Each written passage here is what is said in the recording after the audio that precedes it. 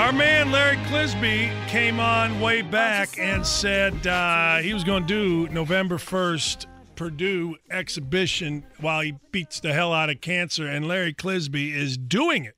He's doing it, peoples. Larry Clisby, how are you, my friend? Doing well, Dan. Thanks. Thanks for saying hi.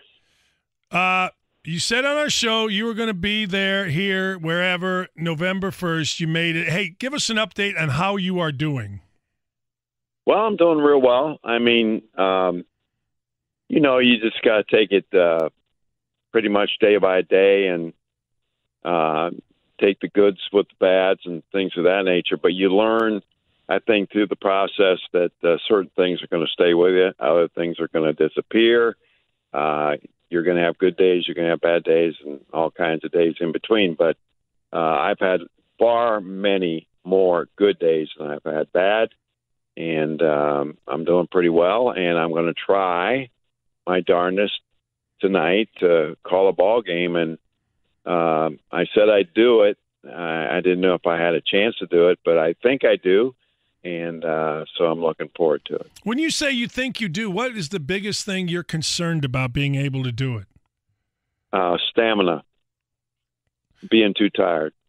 Have you been up, have you been up at, in an environment this long or that long? Because you get there, I mean, what time will you get to the game and what time will you get out of there? Well, I'll get there at 5 and, we'll get out, midnight, I guess. So, but I'm only going to be working X number of hours, so right. We'll see how that goes. And if anything, comes up that could be a problem, I got enough guys around like Blackman and Ralph Taylor and Wes Scott and other people who can help me out. So I feel okay from that standpoint. I'm just worried about, can I call a game from the beginning to the end like I normally do? And will I have the strength and the energy to do it? And that's what I worry about the most. Other than that, I feel pretty good about all the possibilities. But and the other thing might be, making sure that I remember everything.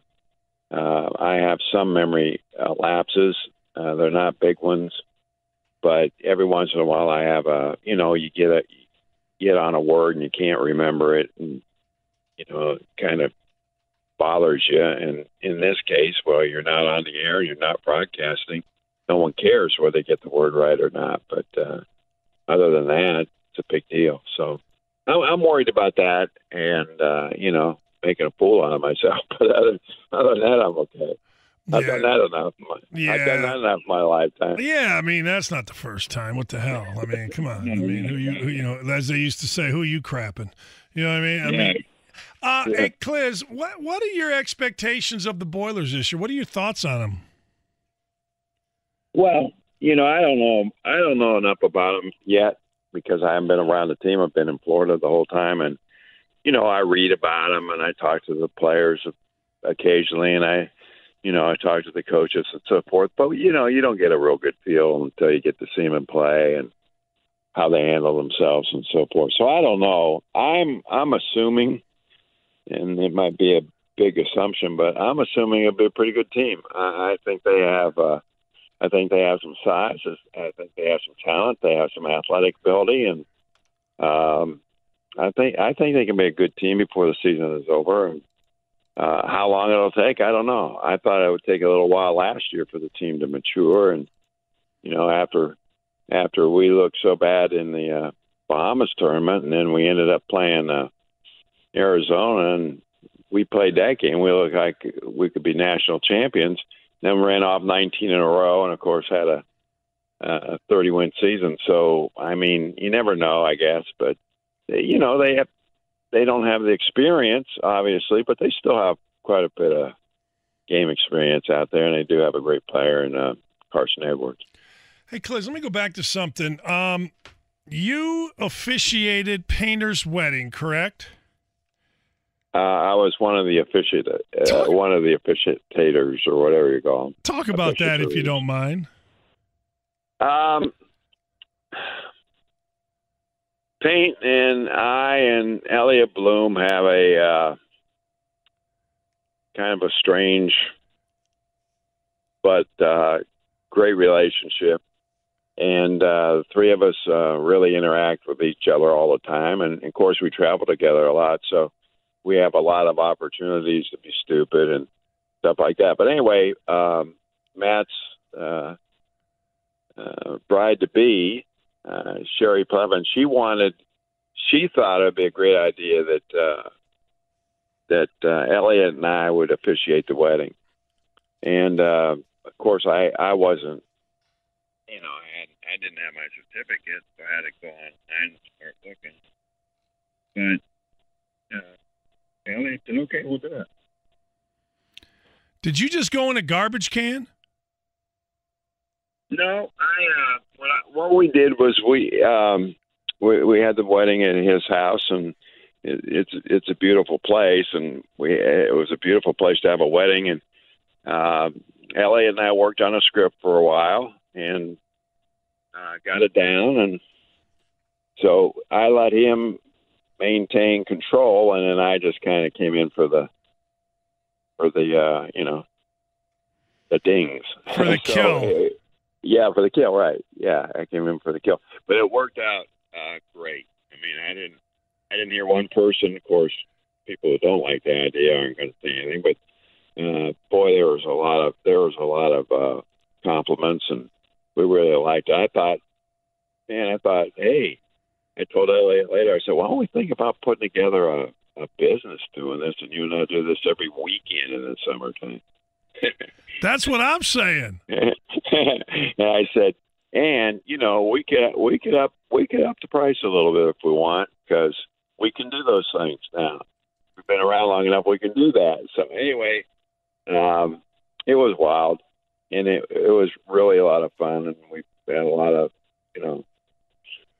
stuff said about it. So it worked out really great. Cliz, last thing, I'll let you go. What's the prognosis moving forward for you? Well, look, when you have a 4th-stage lung cancer, which I have, and I went to a consultant in trying to think of the city, Texas, not Texas, Florida. I went to a consultant and a lung specialist. This was, several months ago, and he went over my entire history, all my MRIs and PET scans and stuff like that, and then he put together what he thought would be a really good protocol on treatment, and his treatment was pretty much the same as the initial diagnosis was, and so that we put that together, and then I went to a wellness doctor, and I also had a blood test taken, an international blood test taken that was, not paid for by American doctors, but and we looked at that and all those things and tried to get them matched up, and so I do quite a bit of stuff. And so after 4 weeks of chemotherapy, now that's 4 times of chemotherapy, so that would be 12 weeks of chemotherapy. I walked in there one day, and the doctor looked kind of giddy, and a woman doctor, Dr. Blaine, and she looked at me. I said, geez, you look pretty happy today. You look a little happier than I am. She said, well, you're going to be pretty happy. And I said, well, what's that? I said, Larry, most of the stuff's gone. And I said, what? I said, no. Most of it's done. The PET scan doesn't reveal any new cancer.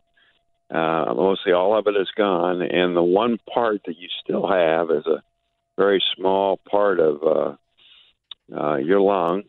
And it's reduced and it's shrunk quite a bit since the last PET scan. So everything looked really, really good. And, of course, Michelle and I are sitting there like in a state of shock, like, you got to be kidding me. And, it was just the opposite effect of what it was like when we were told that we had it. So it was really something, I tell you. But so we gave each other a big kiss and a big cry, and then we said, "Hey, we got to treat the last part of this like we treated the first part of it. We got to keep going at it and going at it hard, and maybe it'll cure itself."